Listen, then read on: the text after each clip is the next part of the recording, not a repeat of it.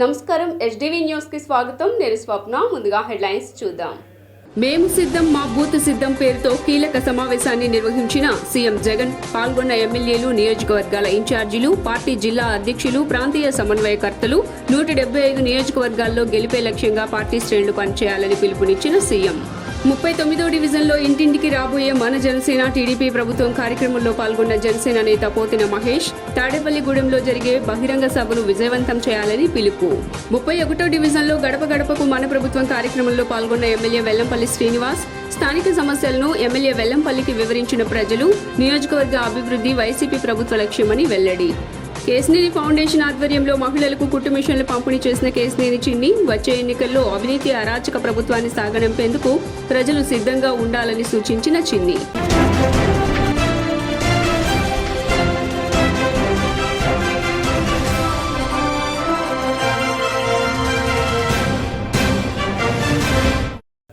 ఇక డీటెయిల్స్ చూస్తే సీఎం జగన్మోహన్ రెడ్డి అధ్యక్షతన వైఎస్ఆర్సీపీ కీలక భేటీ జరిగింది. ముఖ్యమంత్రి వైఎస్ జగన్మోహన్ రెడ్డి అధ్యక్షతన వైఎస్ఆర్సీపీ కీలక భేటీ కొనసాగింది. రాష్ట్రంలో రానున్న సార్వత్రిక ఎన్నికల్లో 175కు 175 శాసనసభ, 25కు 25 లోక్సభ స్థానాల్లో గెలుపే లక్ష్యంగా సీఎం జగన్ మరో అడుగు వేస్తున్నారు. ఇందుకోసం మంగళగిరిలోని సీకే కన్వెన్షన్ సెంటర్లో మేము సిద్ధం మా బూత్ సిద్ధం పేరుతో కీలక సమావేశాన్ని చేపట్టారు. ఎమ్మెల్యేలు, నియోజకవర్గ సమన్వయకర్తలు, పార్టీ జిల్లా అధ్యక్షులు, ప్రాంతీయ సమన్వయకర్తలు, నియోజకవర్గ పరిశీలకులు, జగనన్న సచివాలయ కన్వీనర్లు ఈ సమావేశానికి హాజరయ్యారు. గత టీడీపీ హయాంలో సెంట్రల్ నియోజకవర్గ అభివృద్ధి శూన్యమని వైసీపీ పశ్చిమ ఇన్ఛార్జ్ వెల్లంపల్లి శ్రీనివాస్ అన్నారు. సెంట్రల్ నియోజకవర్గ సమన్వయకర్త వెల్లంపల్లి శ్రీనివాసరావు నియోజకవర్గంలో గడప గడపకు మన ప్రభుత్వం కార్యక్రమంలో భాగంగా స్థానిక 30వ డివిజన్, మధ్యకట్ట ఏరియా తదితర ప్రాంతాల్లో స్థానిక కార్పొరేటర్ జానారెడ్డి తదితరులతో కలిసి ప్రతి ఇంటికి వెళ్లి కరపత్రం ఇస్తూ ప్రజలతో మాట్లాడుతూ పర్యటించారు. ఈ సందర్భంగా వెల్లంపల్లి మాట్లాడుతూ మధ్యకట్ట ప్రాంతంలో ఉన్న అందరికీ అన్ని సంక్షేమ పథకాలు అందుతున్నాయన్నారు. ఎప్పుడు ఎన్నికలు వచ్చినా ఫ్యాన్ గుర్తుకి ఓట్లు వేస్తామని ప్రజలు తెలుపుతున్నారన్నారు. దోమల బెడద ఉందని ప్రజలు తెలుపుతున్నారని, దానికి పరిష్కారం చేస్తామని హామీ ఇచ్చామన్నారు. మళ్లీ జగన్ అన్నని ముఖ్యమంత్రిని చేస్తామని ప్రజలు చెప్తున్నారన్నారు. గుర్తుపెట్టుకోండి, తెలుగుదేశం కానీ, బోండోమ్మ కానీ, చంద్రబాబు నాయుడు కానీ పొరపాటున ఎప్పుడైనా కానీ అది జరిగితే వాళ్ళు మాత్రం పీకడానికి సిద్ధంగా ఉంటారు. ఇంతకుముందు వాళ్ళు పీకుతుంటే కూడా మా వాళ్ళు అడ్డుపడ్డారు. కానీ ఇప్పుడు ఈ 5 ఏళ్లలో ఎప్పుడైనా కానీ అటువంటి ఆలోచన చేశారా? జగన్మోహన్ రెడ్డి గారు అవసరమైతే మంచి చేస్తారు తప్ప ఏ ఒక్కరికి చెడు చేసే పరిస్థితి ఉండదు. ఎందుకంటే చంద్రబాబు కానీ, పవన్ కళ్యాణ్ కానీ, మిగతా పార్టీలు పేదవారిని చూసి ఉండలేవు. ఎప్పుడైనా చంద్రబాబు 14 ఏళ్ల జీవితంలో ఎప్పుడైనా ఇన్ని మంచి పథకాలు ఇచ్చాడా? ఇక పవన్ కళ్యాణ్ పరిస్థితి అయితే మరీ చెప్పుకోవాల్సిన పని లేదు. అటు 23 కాదు, ఇటు 24 కాకుండా 25 కాకుండా 24కి వచ్చాడు అతను. మళ్ళీ తెలివిగా చెప్తున్నాడు 24 ఎమ్మెల్యే సీట్లు అంట, ఎంపీ 3 కలుపుకుంటే 21 సీట్లు, 40 సీట్లు వస్తున్నాయి నాకు అని చెప్పని. ఇంత లెక్కలు ఎవరు తెలియదు రాజకీయాల్లో, ఇంత లెక్కలు ఎవరు చూసుకోరు. మీ ఎన్ని ఎంపీలు అంటారు, మీ ఎమ్మెల్యేలు అంటారు తప్ప ఎంపీలోంచి ఎమ్మెల్యేలు లెక్కబెట్టి ఈ ఎమ్మెల్యేలు కలిపి ఈ సీట్లన్నీ నాయి అని చెప్పిన మగోడు మన గురుగారే, మన పవర్ స్టారే. ఎందుకంటే ఇంతవరకు ఈ లెక్కలు ఎవరు చూడాల.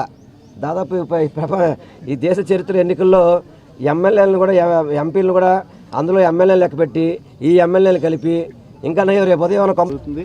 ముఖ్యంగా ఇక్కడ మేము గెలిచిన తర్వాత ఎటువంటి ఇబ్బంది లేకుండా ప్రజలకి నిరంతరం కూడా వారికి అందుబాటులో ఉండి ప్రజలకు ఏ సమస్య ఉన్నా కానీ తక్షణం దాని మీద స్పందించి వారి మౌలిక సదుపాయాలు కల్పించడంలో మేము ఎక్కడా కూడా రాజీ పట్టలేదు. ఏ పార్టీ ఎన్ని విధాలుగా అబద్ధాలు చెప్పినా ప్రజలు ఎవరు కూడా నమ్మరు. ఎందుకంటే జగన్మోహన్ రెడ్డి గారు వచ్చిన తర్వాత వాలంటరీ వ్యవస్థ, సచివాలయాన్ని తీసుకొచ్చి ప్రజా వ్యతిరేక విధానాలు అవలంబించిన జగన్ ప్రభుత్వాన్ని ఈ ఎన్నికల్లో భూస్థాపితం చేస్తామని ప్రజలు అంటున్నారని పోతిన మహేష్ అన్నారు. జనసేన పార్టీ నగర అధ్యక్షుడు పోతిన వెంకట మహేష్ 39వ డివిజన్ జనసేన అధ్యక్షుడు ఏలూరు శరత్తో కలిసి ఇంటింటికి రాబోయే జనసేన టీడీపీ ప్రభుత్వం కార్యక్రమాన్ని విద్యాధరపురంలో నిర్వహించారు. ఈ నేపథ్యంలో డివిజన్లోని సిమెంట్ రోడ్డు, సంకవారి వీధి, లొల్లవారి వీధుల్లో పర్యటించి పార్టీ కరపత్రాలను డివిజన్ ప్రజలకు అందజేశారు. ఈ సందర్భంగా మీడియాతో మాట్లాడిన పోతిన మహేష్ వైసీపీ ప్రభుత్వంపై ఆగ్రహం వ్యక్తం చేశారు. తమ పర్యటనలో ఏ ఇంటికి వెళ్లినా జగన్ ప్రభుత్వ విధానాలను ప్రజలు తీవ్రంగా వ్యతిరేకిస్తున్నట్లు తమ దృష్టికి వచ్చిందన్నారు. టీడీపీ జనసేన ప్రభుత్వం అధికారంలోకి రావాలని ప్రజలు ఆకాంక్షిస్తున్నట్లు తెలియజేశారు. జగన్ పోవాలి, టీడీపీ జనసేన ప్రభుత్వం రావాలని పశ్చిమ నియోజకవర్గ ప్రజలు కోరుకుంటున్నట్లుగా తెలియజేశారు. సితారా సెంటర్ నుంచి కబేలా సెంటర్ మధ్యలోనే రేపు ఉదయం 9 గంటలకల్లా మరి ఒక 5-6 బస్సులు, ఒక 40-50 కార్లు, అన్ని ఒరిజినల్ నెంబరే చెప్తా ఉన్నా, మేము ఇక్కడ అరేంజ్ చేసాం. అక్కడి నుంచి అందరూ కూడా నాయకులు కార్యకర్తలు వస్తారు. మిగతా వాళ్ళందరూ కూడా వచ్చేటువంటి అన్నీ కూడా తీసుకుంటా ఉన్నాం. విజయవాడ నుంచే కనీసం 15,000 నుంచి 20,000 మంది పైచీలకు సొంతంగా రావడానికి ఇప్పటికే అందరూ కూడా ఏర్పాట్లు చేసుకున్నారు. మరొక 10,000 మందికి మేము కూడా అన్ని రకాల ఏర్పాట్లు చేస్తూ ఉన్నాం. వారందరూ కూడా కావాల్సినటువంటి అన్ని రకాలైనటువంటి సౌకర్యాలను కూడా కల్పిస్తూ ఉన్నాం. ఇప్పుడు మేము 1 టౌన్ వరకు చెప్పాం, పశ్చిమం వరకు మాత్రమే కొంత సమాచారం చెప్పాం.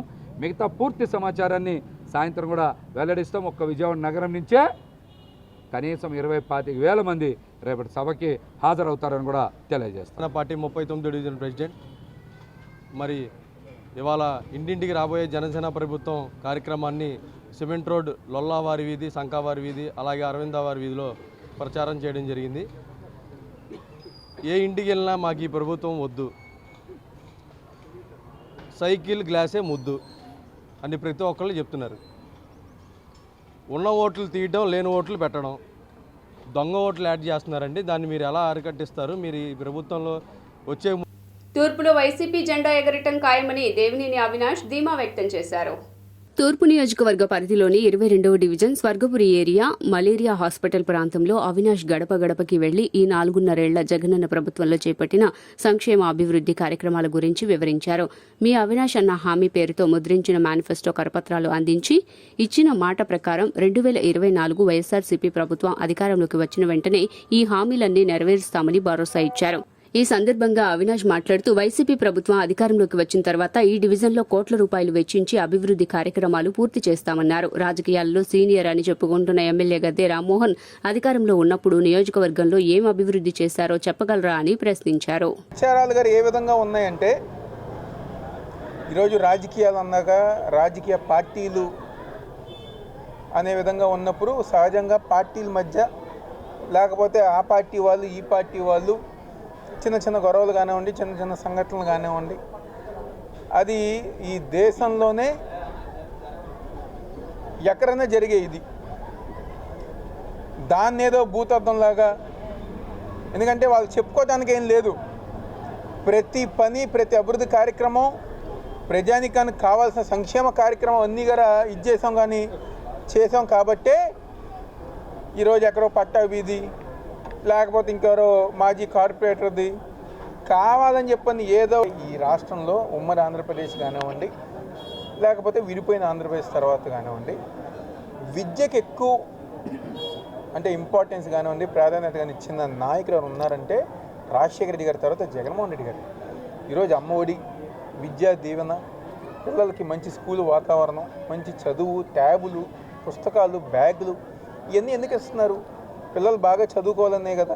ఈరోజు మీలాగా ఆరోగ్యశ్రీని విమర్శించారు, ఫీజు రియంబర్స్మెంట్ని విమర్శించారు. సాక్షాత్తు పెద్ద అయిన నందమూరి తారక రామారావు గారి పేరు అట్లు కొంటే దాన్ని అవమానకరంగా మాట్లాడారు. 5 సంవత్సరాలు మీరేం చేశారు? ఈరోజు మేము చెప్పగలం ఎంతమంది పిల్లలకి విదేశీ విద్య ద్వారా చదువు చెప్పించాం, ఎంతమంది పిల్లలకి విద్యా కానుక ద్వారా ఈరోజు కాలేజీలో ఇది చేపించాం, విద్యా దీవెన ద్వారా చేపించాం. అమ్మఒడి గడప గడపకి మన అవినాష్ హామీ అనే పథకం అనే పాదయాత్ర మన స్వర్గపురి రోడ్లోని 1, 2, 3, 4 వీధుల్లో చాలా దిగ్విజయంగా జరిగింది. ప్రజలందరూ బ్రహ్మరథం పట్టారు. ఏ సమస్యలు ఉన్నా మాకేం సమస్యలు లేవు, చాలా అభివృద్ధి జరిగిందని వాళ్ళే హారతులు ఇచ్చి అవినాష్ బ్రహ్మరథం పట్టారు. ఈరోజు ఇక్కడ మన వైఎస్ఆర్ విగ్రహం సెంటర్లో దాదాపు 1,20,000 విలువ చేసే 5 తోపుడు బళ్ళని దేవినేని నెహ్రూ గారి చారిటబుల్ డివిజన్లో పేద ప్రజలకు వాళ్ళ బతకడానికి. టీడీపీ జనసేన సీట్ల కేటాయింపులో ఎక్కడా ఇబ్బందులు లేవని టీడీపీ సీనియర్ నేత కేశినేని చిన్ని వ్యాఖ్యానించారు. ఎన్టీఆర్ జిల్లా నందిగామలో తానా ఫౌండేషన్ ఆధ్వర్యంలో టీడీపీ నేతలు కేశినేని చిన్ని, తంగిరాల సౌమ్యలు 100 మంది మహిళలకు కుట్టు మిషన్లు పంపిణీ చేశారు. ఈ సందర్భంగా టీడీపీ సీనియర్ నేత కేశినేని శివనాథ్ చిన్ని మాట్లాడుతూ టీడీపీ అధికారంలో ఉన్నా ప్రతిపక్షంలో ఉన్నా ప్రజల పక్షాన ఉంటామన్నారు.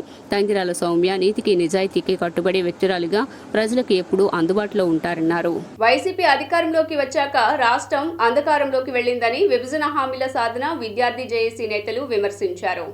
విజయవాడ గాంధీనగర్ ప్రెస్ క్లబ్ నందు ప్రత్యేక హోదా విభజన హామీల సాధన విద్యార్థి యువజన రాష్ట్ర జేఏసీ అధ్యక్ష కార్యదర్శులు షేక్ జిలానీ బి వెంకటేశ్వర్ రెడ్డి ఆధ్వర్యంలో మీడియా సమావేశం నిర్వహించారు. ఈ సందర్భంగా వారు మాట్లాడుతూ వైసీపీ ప్రభుత్వం అధికారంలోకి వచ్చిన తర్వాత ప్రత్యేక హోదా విభజన హామీలను విస్మరించిందని మండిపడ్డారు. విశాఖ ఉక్కు ఫ్యాక్టరీని కార్పొరేట్లకు అప్పగించారని ఆరోపించారు.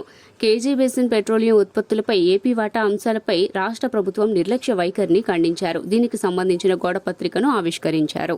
దేశంలో ఒక విచిత్ర వాతావరణం కొనసాగుతుంది.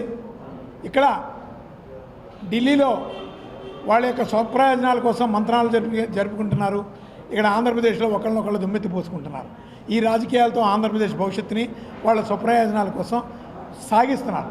అందుకని ఈ దఫా ఎన్నికలు ఆంధ్రప్రదేశ్ అభివృద్ధిని కోరుకునేటటువంటి వాళ్ళకి, ఆంధ్రప్రదేశ్ విచ్ఛిన్నకారులకి జరిగేటటువంటి ఈ పోరాటంలో ఆంధ్రప్రదేశ్ ఆత్మగౌరవంతో ఈరోజు 25 నియోజకవర్గాల్లో అన్ని రాష్ట్రానికి ప్రత్యేక హోదా విభజన హామీలన్నీ కూడా ఈ ప్రభుత్వాలు, కేంద్ర రాష్ట్ర ప్రభుత్వాలు రెండూ కూడా తొంగలో తొక్కడం అనేది చాలా దారుణం. ముఖ్యంగా ఈ విడిపోయిన ఆంధ్రప్రదేశ్కి ఈ రోజున రాజధాని లేని రాష్ట్రంగా ఉంది అనంటే ఈ రోజున జగన్మోహన్ రెడ్డి గారు, అలాగే మన బీజేపీ మోడీ గారు కూడా మరి నిజంగా సిగ్గుతో తల వంచుకోవాలి. 29 రాష్ట్రాల్లో ఆంధ్రప్రదేశ్ ఎంతో బలమైనటువంటి హోదాని 4 దిక్కులా తీసుకువెళ్ళి ఢిల్లీ మెడలు వంచుతా ఉన్నటువంటి రాష్ట్ర ప్రభుత్వం యొక్క ఉద్దేశాన్ని కూడా అనేక సార్లు మా పార్టీ తరఫున ప్రభుత్వం యొక్క విధానాలని ఎండగట్టడం జరిగింది. అలాగే విద్యార్థి జేఏసీ మరి ప్రకటించినటువంటి మార్చి 1వ తారీఖున క్యాంపు కార్యాలయాన్ని ముట్టడి చేస్తామని వారు పిలుపునిచ్చగా జై భారత్ నేషనల్ పార్టీ దానికి పూర్తి మద్దతు తెలియజేస్తుందని జై భారత్ పార్టీ రాష్ట్ర యువజన విభాగము అలాగే మహిళలు కూడా పెద్ద ఎత్తున ఇప్పటికీ ఋషికొండ సగం గుండు చేశారు. రేపు గెలిస్తే పూర్తిగా బోడిగుండు చేయడానికి సిద్ధమా? ఎన్నో ఫ్యాక్టరీలు, అమర్రాజా, అలాగే విశాఖ ఉక్కు, దుగ్గరాజపట్నం పోర్ట్, ఇవన్నీ కూడా మీరు తరలించారు. ఇక మిగిలి కూడా తరలించడానికి సిద్ధమని అడుగుతున్నాను జగన్మోహన్ రెడ్డి గారు. కంచెతం కించిత్ సిగ్గుందా జగన్మోహన్ రెడ్డి మీకు? ఏం చెప్పి అధికారంలోకి వచ్చారు మీరు? వస్తే ప్రత్యేక హోదా తీసుకొస్తానని చెప్పారు. కనీసం ఒక్కసారైనా పార్లమెంట్లో మీరు మాట్లాడారని అడుగుతున్నా. ఈ రాష్ట్ర యువతని మోడీ కాళ్ళ ప్రత్యేక హోదా విద్యార్థి యువజన జేఏసీ రాష్ట్ర కార్యదర్శి. మా ఆంధ్రప్రదేశ్లో 5 కోట్ల మంది ప్రజలు ఉన్నారు. మా ఆంధ్రప్రదేశ్లో గత 10 సంవత్సరాల క్రితం నుంచి దుష్ట చతుష్ట పాలన సాగుతూ ఉంది. దీనికి ప్రత్యేకంగా 4 పార్టీలు ఉన్నాయి. 1 బీజేపీ, 2 వైసీపీ, 3 జనసేన, 4 వైసీపీ. ఈ దుష్ట చతుష్ట పాలనలో సాగుతున్నటువంటి ఈ 4 పార్టీలు ఈ ఆంధ్రప్రదేశ్లో ప్రత్యేక హోదా విభజన హామీల సాధన విద్యార్థి యువజన రాష్ట్ర జేఏసీ ఆధ్వర్యంలో మేము అనేక కార్యక్రమాలను చేపట్టాము. అనేక ఆందోళనలు కానీ, పోస్ట్ కార్డు ఉద్యమాలు కానీ, ప్రత్యేక హోదాపై అవగాహన సదస్సులు కానీ చాలా కార్యక్రమాలు చేపట్టాం. కానీ ఈ రాష్ట్ర ప్రభుత్వానికి చీమ కుట్టినట్లు లేదు. గతంలో కూడా ఎప్పుడైతే 2019 ముందు రాష్ట్ర ప్రభుత్వం జగన్మోహన్ రెడ్డి గారు 25 ఎంపీలకి 25 వస్తే మేము కేంద్ర ప్రభుత్వం మెడలు వంచి ప్రత్యేక హోదాను సాధిస్తామని చెప్పారు. ఆ రాష్ట్ర యువతని నమ్మించి 2019 తర్వాత అధికారంలో రెవెన్యూ శాఖలో పనిచేస్తున్న వాచ్మెన్స్ ను గత 3 సంవత్సరాలుగా జీతం ఇవ్వకుండా ఇబ్బందులు పడుతున్నారని ఏఐటీయూసీ రాష్ట్ర కార్యదర్శి ఓబులేషు ధ్వజమెత్తారు. ప్రెస్ క్లబ్లో నిర్వహించిన మీడియా సమావేశంలో ఓబులేసు మాట్లాడుతూ కృష్ణా, శ్రీకాకుళం సహా ఏపీలోని 4 జిల్లాల్లో 200 మందికి పైగా వాచ్మెన్లు పనిచేస్తున్నారని, వారికి జీతాల చెల్లింపులో అటు రెవెన్యూ కానీ ఇటు ఆర్థిక శాఖ మంత్రులు కానీ చిత్తశుద్ధితో వ్యవహరించడం లేదని దుయ్యబట్టారు. జీతాల సాధన కోసం వాచ్మెన్లు పడుతున్న ఇబ్బందులను ఆయన వివరించారు. ప్రభుత్వం ఇప్పటికైనా స్పందించి వారికి జీతాలు చెల్లించాలని డిమాండ్ చేశారు. AP assembly speaker Tammineni Sitaram సంచలన నిర్ణయం తీసుకున్నారు. ఎమ్మెల్యేలు ఆనం రామనారాయణ రెడ్డి, మేకపాటి చంద్రశేఖర్ రెడ్డి, కోటంరెడ్డి శ్రీధర్ రెడ్డి, ఉండవల్లి శ్రీదేవిపై అనర్హత వేటు వేయాలని అధికార వైఎస్ఆర్ కాంగ్రెస్ పార్టీ కోరింది. మరోవైపు మద్దాలగిరి, కరణం బలరాం, వలభనేని వంశీ, వాసుపల్లి గణేష్ పై టీడీపీ పిటిషన్ ఇచ్చింది. దీంతో ఇటీవలే విచారణ ముగించిన స్పీకర్ తమ్మినేని సీతారాం ఈ మేరకు ఇరు పార్టీలకు చెందిన 8 మంది ఎమ్మెల్యేలపై అనర్హత వేటు వేశారు. అయితే ఆంధ్రప్రదేశ్ అసెంబ్లీ ఎన్నికలు మరికొద్ది వారాల్లో జరగనున్న క్రమంలో 8 మంది ఎమ్మెల్యేలపై అనర్హత వేటు వేయటం రాజకీయంగా ప్రాధాన్యతను సంతరించుకుంది. గెలిచిన పార్టీని విడిచి మరో రాజకీయ పార్టీకి మారటంతోనే వీరిపై అనర్హత వేటు వేశారు. ఈ నిర్ణయం ఏ పార్టీకి కలిసి వస్తుందనేది రాజకీయంగా చర్చనీయాంశంగా మారింది. ఏపీని సంపన్న రాష్ట్రంగా మార్చడమే ఏకైక లక్ష్యంగా రాష్ట్రీయ ప్రజా కాంగ్రెస్ పార్టీ కృషి చేస్తోందని ఆ పార్టీ అధ్యక్షుడు మేడా శ్రీనివాస్ తెలిపారు. విజయవాడ గాంధీనగర్ ప్రెస్ క్లబ్ నందు నిర్వహించిన మీడియా సమావేశంలో రాష్ట్రీయ ప్రజా కాంగ్రెస్ అధ్యక్షుడు మేడా శ్రీనివాస్ మీడియాతో మాట్లాడారు. ఆంధ్రప్రదేశ్ రాష్ట్రాన్ని సంపన్న రాష్ట్రంగా మార్చడమే తమ పార్టీ ముఖ్య ఉద్దేశమని ఆయన తెలిపారు. రాబో ఎన్నికల్లో ఆ పార్లమెంటు స్థానాల్లో అభ్యర్థులు పోటీ చేస్తున్నట్లు తెలిపారు. మొత్తం 25 ఎంపీ స్థానాలకు ఏపీ నుండి పోటీ చేయడానికి సిద్ధంగా ఉన్నామని వెల్లడించారు. నరేంద్ర మోదీకి భజన చేస్తున్న కొన్ని ఆంధ్ర రాష్ట్ర పార్టీలకు చెంపపెట్టు వంటి తీర్పునివ్వాలని ఆయన రాష్ట్ర ప్రజలను కోరారు. ఆంధ్రప్రదేశ్లో వ్యాపార రాజకీయ పార్టీలను సాగనంపి ఆంధ్రప్రదేశ్ను అన్ని రంగాల్లో గొప్ప ఉన్నత స్థానానికి తీసుకువెళ్లటమే లక్ష్యంగా ఆంధ్ర రాష్ట్రంలో ప్రత్యామ్నాయ రాజకీయ కూటమికి ప్రయత్నాలు సాగిస్తున్నామని మేడా శ్రీనివాస్ తెలిపారు. పంపించాలనే ఏకైక లక్ష్యంతో ఈరోజు రాష్ట్రీయ ప్రజా కాంగ్రెస్ పార్టీ శ్రీకారం చుట్టింది.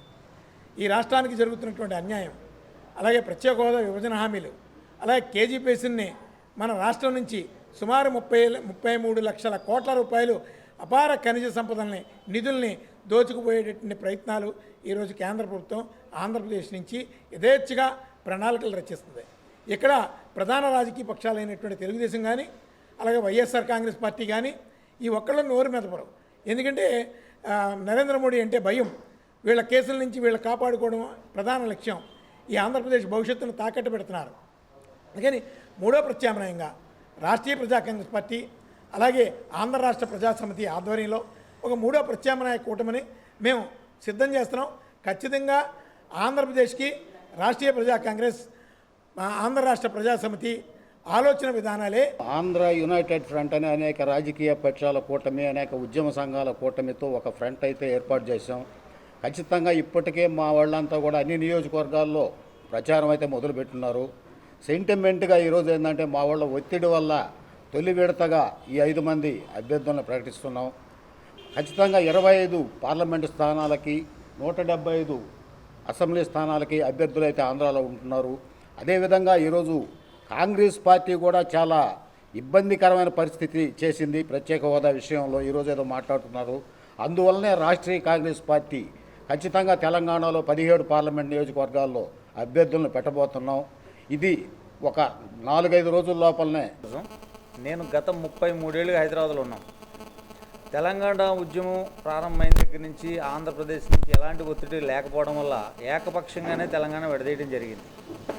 అదే ఇప్పుడు ప్రత్యేక హోదా ఇస్తానంటున్న కాంగ్రెస్ కానీ, 10 ఏళ్ళు ప్రత్యేక హోదా ఇస్తామన్న బీజేపీ కానీ ఆంధ్రప్రదేశ్కి ఈ 10 ఏళ్ళుగా చేసింది ఏమీ లేదు.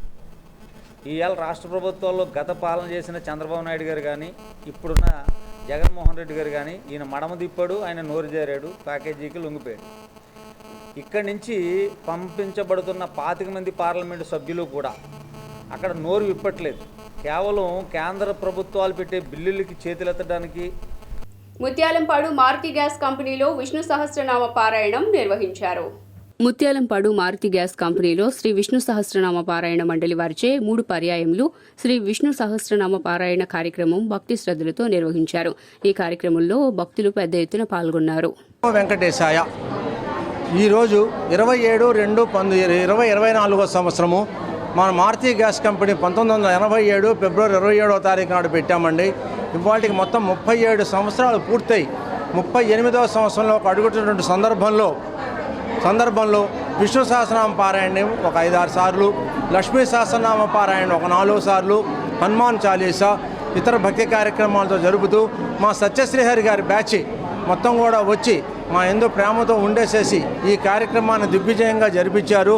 ఇంతే కూడా కాకుండా మనకు ఉన్నటువంటి మన ఏరియాలో ఉన్నటువంటి పెద్దవాళ్ళు కానీ స్వామీజీలు, స్వరూపానంద స్వామి వారు కానీ ఇతరత్ర స్వామీజీలు కూడా వచ్చి వాళ్ళందరూ కూడా వాళ్ళ ఆశీర్వచనాన్ని మనకి ఏర్పాటు చేసి ఈ కార్యక్రమాన్ని దిగ్విజయం.